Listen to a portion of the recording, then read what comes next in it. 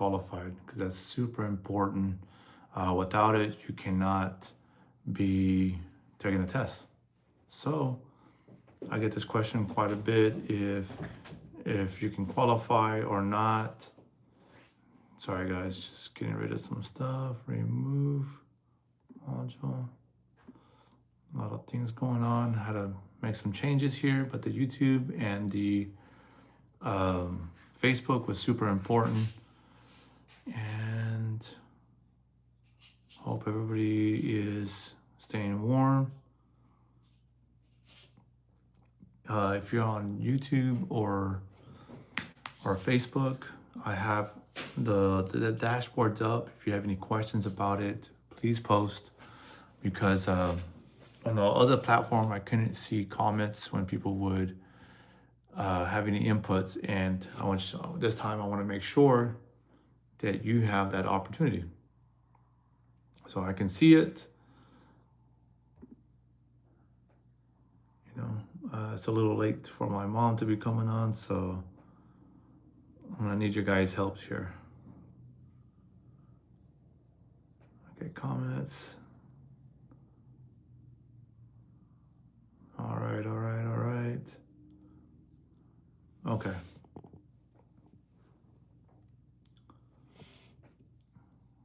Probably gonna get one more video, but I think just the YouTube and Facebook would be good enough.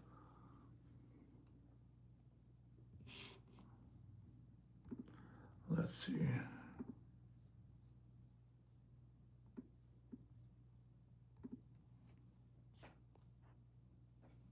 All right. All right, let's go into the topic already, guys. So today's topic is, before you start, before you even start with going to the FAA, if you're eligible or not, let's save you some time, because it could take a little bit for you to be waiting on the FAA. And not that it's a bad thing. It's good to talk to them, getting familiar with some of the guys that you're going to be working there, because every inspector is different, every office is different, and they would want to require certain things. So with that, if they require certain things, then most likely the guy you speak to on the phone is gonna ask you for he's gonna ask you for certain documents, and he can give you directions on what that is. And with that, he can definitely guide you in the right way. Okay, I can give you a lot of the things that they're gonna ask for when during the interview, but helping guys across West Coast to East Coast, North and South, even within the same office at a FSDO, they're gonna ask you different things, and they're gonna want certain documents. So before you spend a lot of time, I'm gonna get you at least get to what the FAA wants you to get ready for, right? Yeah, I'm good, bro. Thank you. Guess what I could have did if I had $1,000? Guess what I could have did if I had $1,000? Oh my goodness. Yeah, guys are crazy on this YouTube live. Interesting questions. I like and subscribe. Thanks, Charles. With that, okay, so the FSDO, Flight Standard District Office. That's the first step when it comes to wanting to get your authorization. And that is the FAA Form 8610-2. And a lot of guys get stuck here. They get hung up here, and to me, it's simple, and I understand. When I first got mine, it was very overwhelming what they wanted, and this can be a very difficult start just to get the first step, right? So all they're doing really, this inspector, is to verify your experience, the documentation you provide, and when you interview with them. That's all they want to do, is make sure you're a legit aircraft mechanic. And when that happens, you get a form, and that says you're authorized to go test. This is not your AMP. I thought it was my AMP. a few years ago. My supervisor didn't even know what that was. So I believed I had the A&P, but it wasn't the A&P. It wasn't that easy. I wish it was that easy. All right, so let's see. So let's save you some time and get to the meats and potatoes. All right, so the biggest thing that the FAA is going to look into is your practical experience. What does that mean? Okay, so what does that mean? Practical experience is you actually turning wrenches and doing work on an aircraft. Okay, this doesn't count school, tech schools for you military guys. None of that. This is straight up turning wrenches, signing off jobs, putting the aircraft back to service, right? That is a FAA certificated aircraft. Now you work in the military, and especially the US military, then that's considered experience as well. So manufacturing, working on an assembly line, that is not considered experience, hands-on experience. Sad to say, FAA doesn't view weapons guys, ammunitions, to be considered aircraft maintenance. And it's weird because you guys do work, troubleshooting, work on opening panels, inspections, not to the extent like say a crew chief, but I still think you guys should at least get an airframe license. Understandable, not a power plant license, but something, work on that, safety, especially safety, right? So that's one of the things you gotta keep in mind is working in a tool crib, that's not considered aircraft maintenance. Being a like what it was called in my unit or called flight chiefs, your supervisor who sits and writes your reports, make sure get you out of jail. You stressing them out over making sure the whole unit hasn't, received a DOI over the weekend. That's not considered aircraft maintenance. What's considered maintenance is you doing inspections, signing off jobs, you removing and replacing engines, flaps, tires, whatever that case may be. Changing oil, servicing the engine, working on avionics. Those are aircraft, that's aircraft maintenance. So that's what they're looking for. If you worked on engines, they want to know that you know what you're doing, and they're going to verify those things. So just to make it clear, FAA wants a minimum of, well, actually the very minimum. So A&P, airframe and power plant license, right? Those are two certifications, or two certificates into one. You can get them all together, right? And let's see if there's any. So, but let's say you only worked on engines. You can get just a power plant license. That's it. Or if you worked on avionics, you just want one avionics, or you never worked on engines, then they'll probably only authorize you to take the airframe license, okay? Which is not a bad deal. But to get just one approved, the minimum is 18 months of practical experience. Now, let's say a very common question is like, well, when does my time start? That time starts when, the rule of thumb that I've been told is when you first arrive to your duty station, that first day, that's when the time starts. That's a rule of thumb. And I haven't heard any inspectors push back on that. And I got that from an FAA guy. So because it was a question that kept being asked, and I just went to the FAA and asked them, it's like, hey, when do y'all consider time to be started on aircraft maintenance? And to be safe is when you first arrive. So that's pretty cool. So now we went over what the FIS will do, right? What is their inspector supposed to do, right?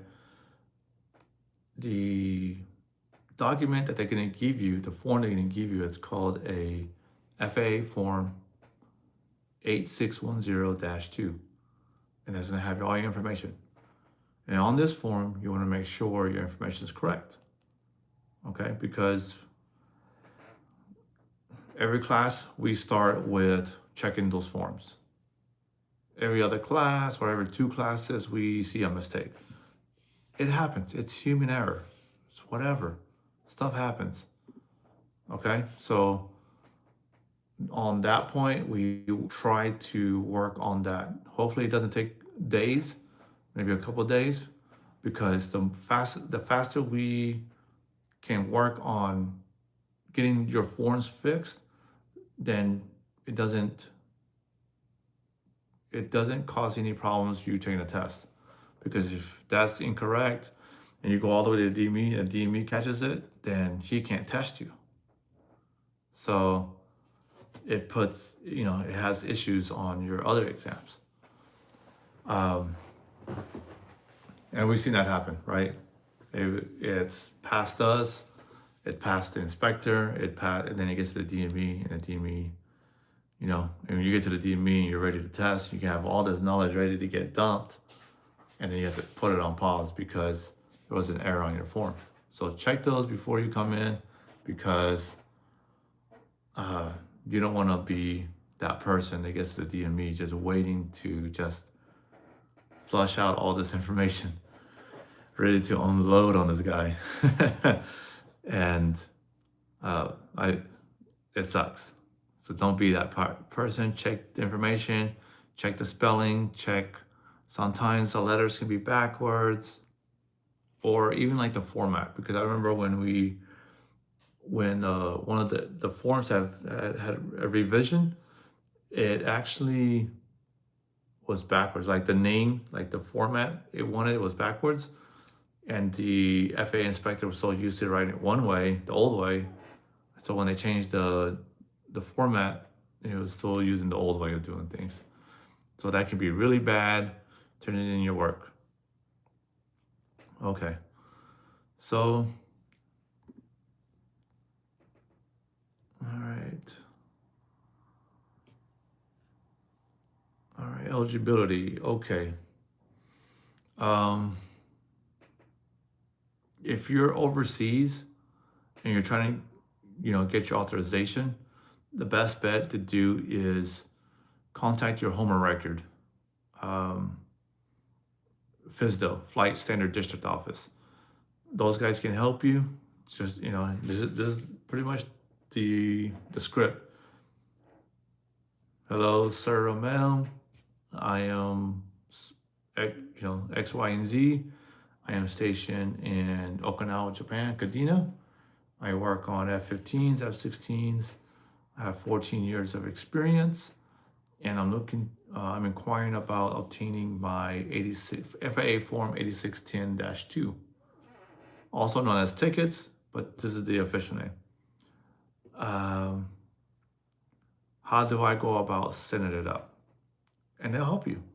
99% of the time, they'll help you. And he'll kind of go over some ground rules. He'll go over scheduling. He'll go over, maybe has extra additional questions like, what is your MOS? What is your AFSC, NES, whatever branch you're in? And if it happens that he'll probably talk about, briefly your experience, how long you've been in, are you a 5 level, or you have X qualifications. He'll go kind of briefly before he schedule you, or he'll just go straight into scheduling you, and we'll find out all the information. And at that moment, ask him, hey, what would you like from me? What would be best for you to look at? He might give you a whole package, you know, and a checklist for you to go through. He might say, just have your training records and we'll just go over them. Or he might be ready right there on the spot to interview you. Maybe he just got done with lunch and nothing for the day. Whatever the case may be. And ready to interview there. So, of course, you'll want to see some documentation. It could be over Zoom like this, or it could be in person. Both of mine, well, actually, one was in person and one was over Zoom. So, it's up to the inspector's discretion to how he wants to conduct this interview and what he wants. So pay attention to this part. He tells you what he's looking for. And if he says, hey, I want to see these sign-offs signed off by an AMP, you don't get those sign-offs by an AMP. Or if he's looking for an E6 and above, or your commander, get your commander to sign that off. So this helps him, give him the warms and fuzzies to sign you off, and you can go on and take your test, because that's what he's looking for. He wants to be confident that you are an actual aircraft mechanic and not just a guy who's lying about his experience, and then he'll know. I mean, I can snip that out real quick when I ask you certain questions. So what I can do for you is prep you. I can help you, can I give you an idea if you're ready to go or not, and knock this interview out, okay? Now I do have an inspection. It's gonna go over your experience, if you have an idea of the knowledge or even just a general idea of it. And I can go over that with you to make sure if you're ready or not ready, or even ready for the exams, if it's something for you or not. So that's why when you go in that interview, you have all the information you need to get your AMP. All right, we talked about what type of work counts, coverage concept of the AMP, okay, consistency and documentation. All right, documentation, guys. This is where you can two things can make you fail. Okay, now we went over the experience and what type of experience they're looking for. Here's the other must-have that some guys who do not walk away with their authorization is their documentation.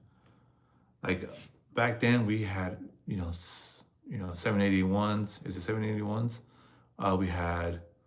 We could print out document or training records. It was like stacked like this. I took it to them and I gave it all to them. And so having those is super important. So now let's say you are avionics, no experience in power plant.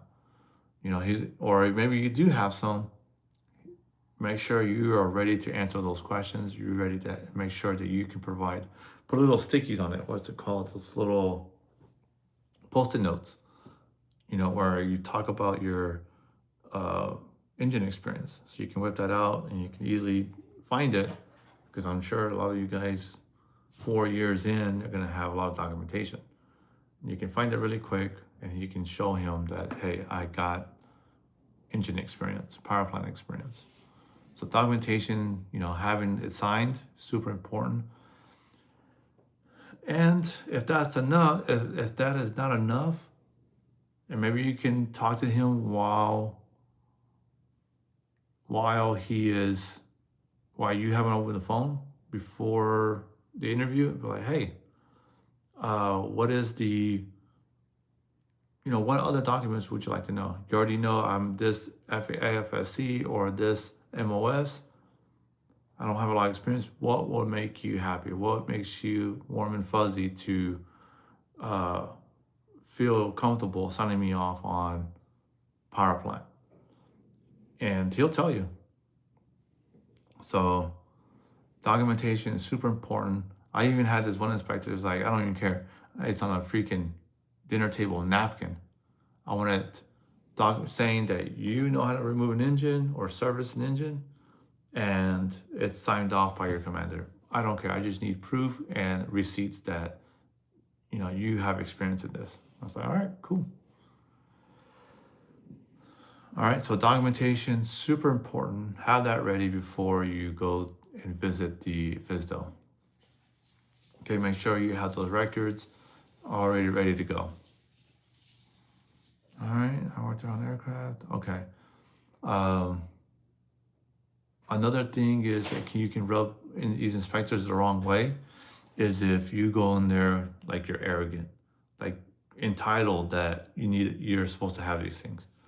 I've had talks with FSDO officers because they felt like a lot of the, more specifically airmen, having this type of attitude and this approach to them, and they didn't like that. So they were being very difficult with the guys.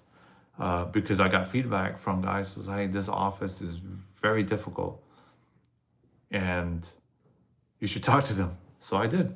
I got enough headaches for these guys, or really delaying these guys' paperwork, that I called them up. Hey, what is exactly you looking for? How can I help this process? And they told me it's exactly how that was their complaints, was that guys coming here with entitled, demanding this, being rude, and that felt like this is